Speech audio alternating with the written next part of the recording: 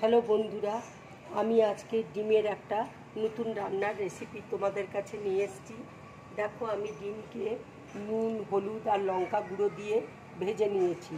এখানে পেঁয়াজ, কাজু, আদা, রসুনকে সেদ্ধ করে নিয়েছি। এখানে কিশমিশ আছে, গোটা গরম মশলা আছে, নারকেলের দুধ আছে, পেঁয়াজকে বেরেস্তা করে নিয়েছি। এখানে চিনি আছে, লঙ্কা গুঁড়ো আছে, হলুদ আছে, তেজপাতা। এবার আমি দেখো সেদ্ধ করা পেঁয়াজ, আদা, রসুন, কাজু আমি সব একসাথে মিক্সিতে বেটে নেব। এবার আমি দেখো গোটা গরম মশলা দিয়ে দিচ্ছি, একটুখানি জল দিয়ে দিচ্ছি, দিয়ে বেটে নেব। দেখো, ডিম ভাজার তেলেই আমি রান্নাটা করব। তেলটা দেখো গরম হয়ে গেছে, আমি তেজপাতা দিয়ে দিলাম। এবার দেখো মিক্সিতে বেটে নিয়েছি মশলাটা বাটিতে। এবার ওই মশলাটা দিয়ে দিচ্ছি তেলের মধ্যে। এবার আমি দেখো হলুদ দিয়ে দিচ্ছি, লঙ্কা গুঁড়ো দিয়ে দিচ্ছি,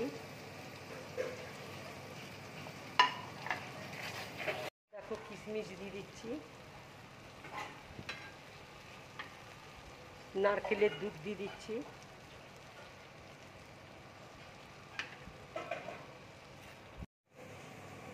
এবার আমি নুন দিয়ে দিচ্ছি।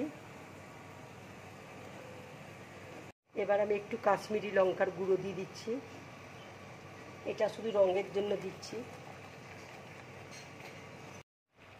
দেখো এবার চিনি আমি একটু দিয়ে দিচ্ছি। চিনি দিলে এর মধ্যে আমি একটু বেশি করে চিনি দিয়েছি। এই রান্নাটা মিষ্টি মিষ্টি হলে খেতে খুব ভালো লাগবে। দেখো মশলাতে তেল ছেড়ে দিয়েছে, এবার আমি ডিমটা দিয়ে দিচ্ছি। এবার দেখো আমি একটু অল্প করে জল দিচ্ছি।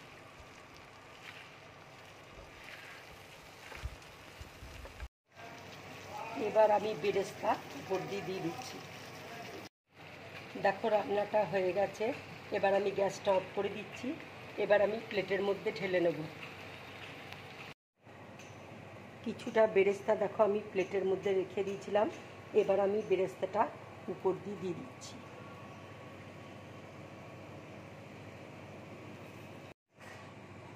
এরকম ডিম রান্না করে তোমরা গরম ভাতের সাথে খাবে, কিংবা রুটি, পরোটা, লুচি দিয়ে খাবে, খুব ভালো লাগবে খেতে। যদি আমার এই রেসিপিটা তোমাদের ভালো লাগে তাহলে লাইক করবে, শেয়ার করবে, আর ড্রিম ব্লগ চ্যানেলটাকে সাবস্ক্রাইব করবে। আর তোমরা খুব বেশি বেশি করে আমাকে কমেন্ট করো, তাহলে আমার খুব ভালো লাগবে। নমস্কার।